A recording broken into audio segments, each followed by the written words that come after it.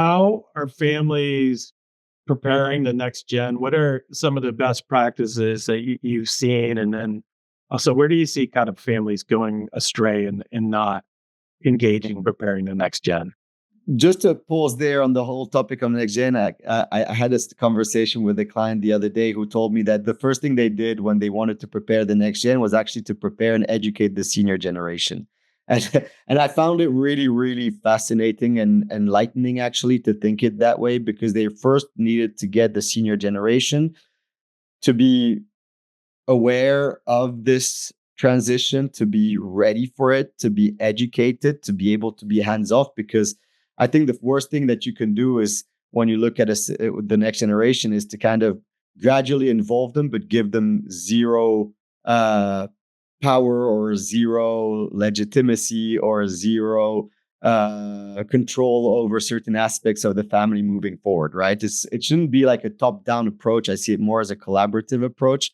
And I think it starts by getting the senior generation probably aware that the timing is right and aware of how their role will change, in order to make sure that there is room for the next generation to also rise. So I just found that fascinating to also look at it that way.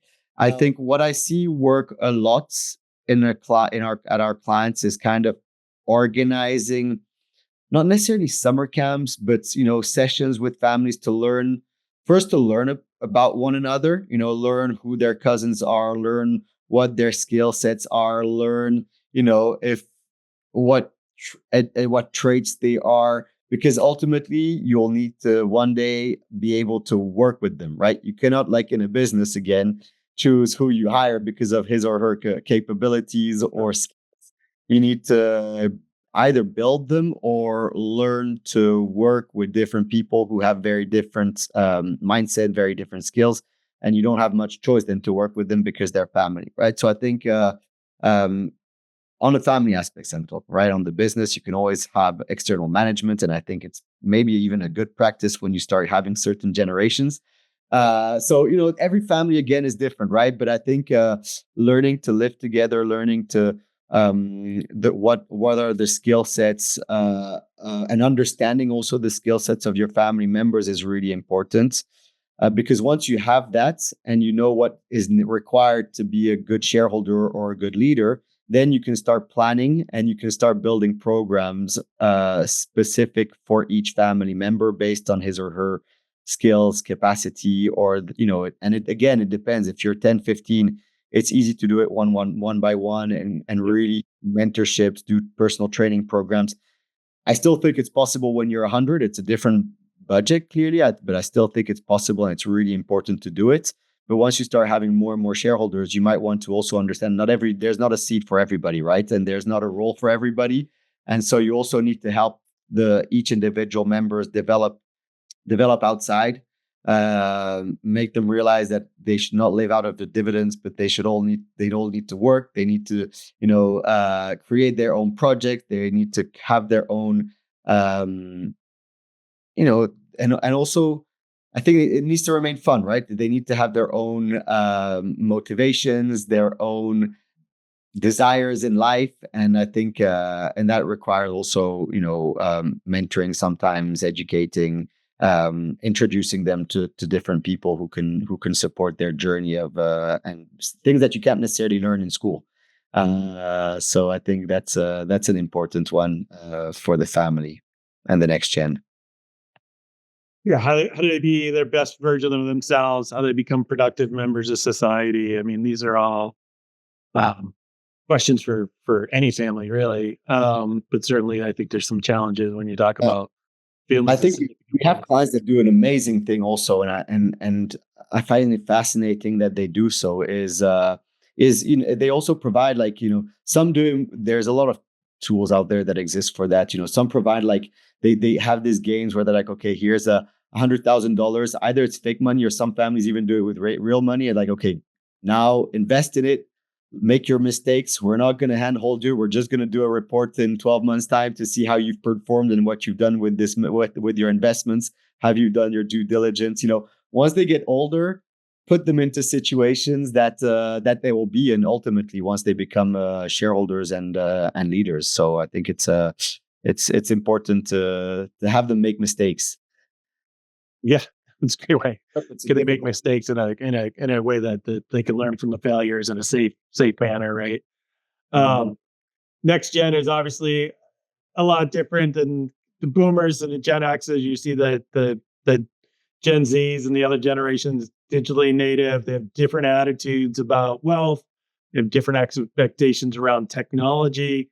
What are you seeing in terms of what's the impact is the next gen having on families and how are they driving kind of the customization and what they expect out of their family offices? I think the next gen, what I see a lot with our clients, and we're fortunate to be working with a lot of very large family offices, very large family businesses in general.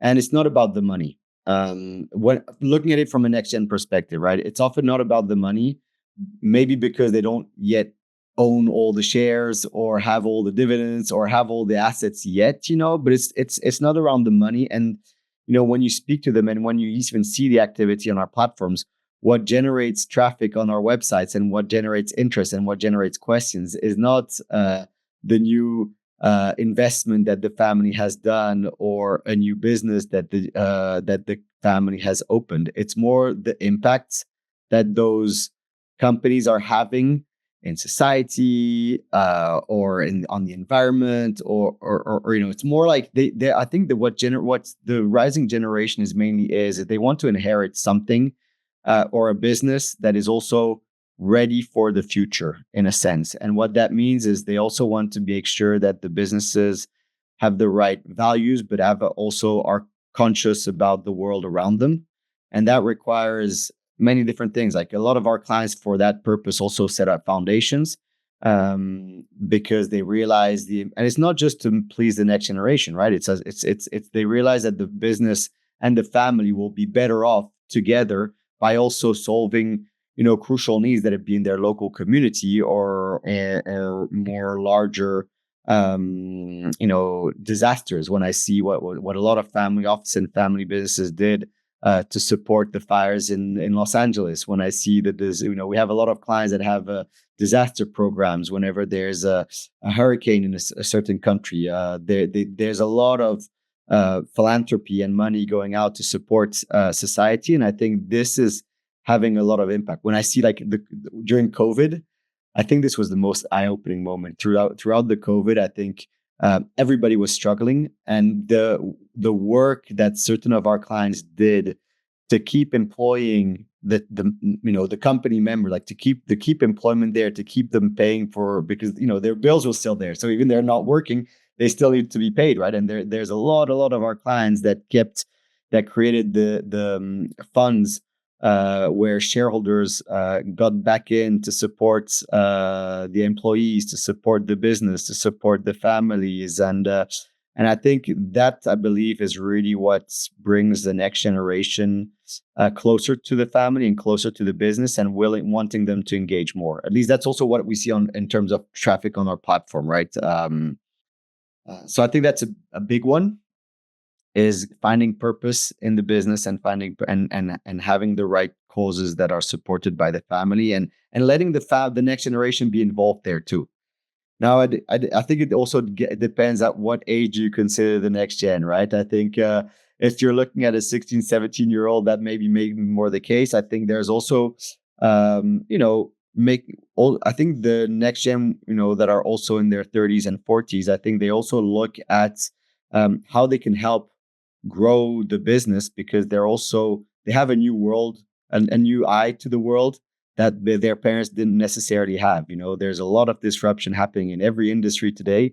And I believe the next generation is often very well equipped to be able to see them, anticipate them. And I think, giving the possibility for the next generation to define the businesses and the wealth of tomorrow, I believe, is extremely important. And we need to empower them, once they start working.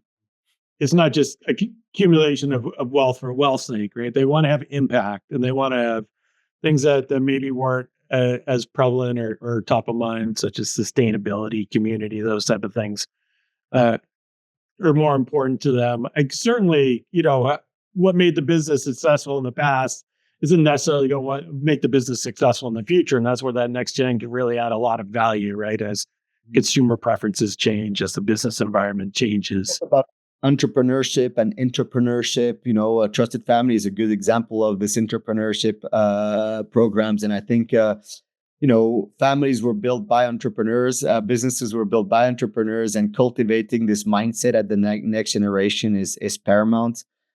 It's something that we need to continue pushing all around the world, and I believe it's also something that attracts a lot the next generation to be there, to be owners of their destiny, to be able to do what they like and develop their own projects. I think speaks very nicely also to the rising generation.